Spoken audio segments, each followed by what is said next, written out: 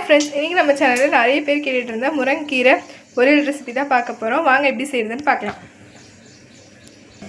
அதுக்கு ஒரு வானலில் எண்ணெய் சேர்த்து எண்ணெய் சூடானதும் கடுகு சேர்த்துக்கலாம். கடுகு கொஞ்சம் பிறகு வெங்காயம் சேர்த்துக்கலாம். ஸோ இதெல்லாம் காமிச்சு வீடியோட ஸ்கிப் ஆகிடுச்சு. கடுகு நல்லா பொரிஞ்ச பிறகு வெங்காயம் சேருங்க. இது கடுகு சேர்த்தோடனே வெங்காயம் சேர்த்துருங்க. அப்படி சேர்த்ததுனால நமக்கு கடுகோட வாசம் வராது. ஸோ வெங்காயம் நல்லா வதங்கட்டும். அதுக்குள்ளே நம்ம முருங்கீரை நல்லா அலசி வச்சுக்கலாம். முருங்கைக்கீரையில் நல்லா தூசி நிறைய படிஞ்சிருக்கும். அதனால் நல்லா ஒரு 3-4 தடவை அலசி எடுத்துக்கலாம். ஸோ வாங்க வெங்காயம் வதங்கிடுச்சான்னு பார்க்கலாம்.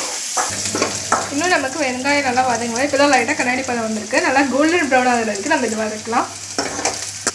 இப்போது 2 நிமிஷம் ஆகிடுச்சு. நல்லா கோல்டன் ப்ரௌன் ஆகிடுச்சு. உங்களுக்கு பார்த்தீங்கன்னாலே தெரியும். இப்போது நம்ம அலசி வச்சுருக்க கீரையை சேர்த்துக்கலாம். இப்போ கொஞ்சம் கொஞ்சமாக நம்ம கீரையை சேர்த்துக்கலாம். எனக்கு கொஞ்சமாக தான் முருங்கீரை பொரியல் செய்யணும். இது வந்து 2 பேருக்கு ஒரு ஆறாளமாகவே பற்றும். எங்கள் வீட்டில் வந்து முருங்கீரைலாம் அதிகமாக சாப்பிட்றதுனால நான் 2 பேரும் சொல்கிறேன். கம்மியாக சாப்பிட்றவங்களுக்கு 4 பேரும் சாப்பிட்லாம். ஸோ முருங்கீரை உடம்புக்கு ரொம்பவே நல்லது. அதனால் எங்கள் வீட்டில் வாரத்தில் ஒரு நாள் கண்டிப்பாக முருங்கீரை சாம்பார் இல்லை முருங்கீரை பொரியல் ஏதாவது ஒன்று செஞ்சுருவோம். ஸோ நல்லா கலந்துடலாம். இப்போ எல்லாத்தையும் நல்லா வெங்காயம் கீரை எல்லாத்தையும் நல்லா ஒன்று செய்கிற மாதிரி நல்லா கலந்துக்கலாம்.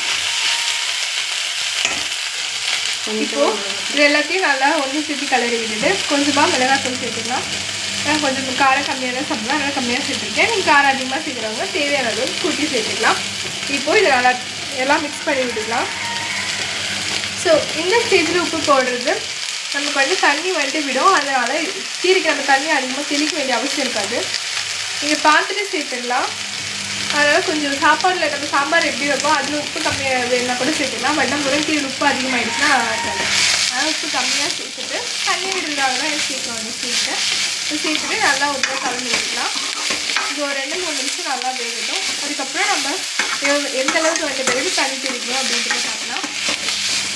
இந்த ஒரு முக்கியமான விஷயத்த சொல்ல மறந்துட்டேன். நீங்கள் கீரை பொரியல் ஃபுல்லாக செஞ்சு முடிக்கிற வரைக்குமே அடுப்பு சிம்மில் தான் இருக்கணும். இப்போ பாருங்கள், அடுப்பு சிம்லேயே தான் வச்சு நீங்கள் இதை வேக வைக்கணும். இல்லை உள்ள கீரை வந்துட்டு கருப்பாயிடும் ஒரு மாதிரி. ஸோ அதனால் ஆரம்பிக்கிறதுலேருந்து இறக்குற வரைக்கும் நம்ம வந்துட்டு சிம்மில் தான் வைக்கணும். அவ்வளோதான் ஃப்ரெண்ட்ஸ், நம்ம முருங்கீரை ரெடி ஆகிடுச்சு. 10 நிமிஷத்துலேயே நல்லாவே ரெடி ஆகிடுச்சு. இப்போ அடுப்பை ஆஃப் பண்ணிக்கலாம். நீங்களும் உங்கள் வீட்டில் இந்த மாதிரி முருங்கீரை செஞ்சு சாப்பிடுங்க. சாப்பிடாதவங்க கூட நல்லா டேஸ்ட்டாக விரும்பி சாப்பிடுவாங்க. ஸோ இதே மாதிரி இன்ட்ரெஸ்டிங் ரெசிபீஸ்க்கு மறக்காமல் குக்கிங் வித் மை ஹாபி சேனலை சப்ஸ்கிரைப் பண்ணுங்க. பாய், see you on next video.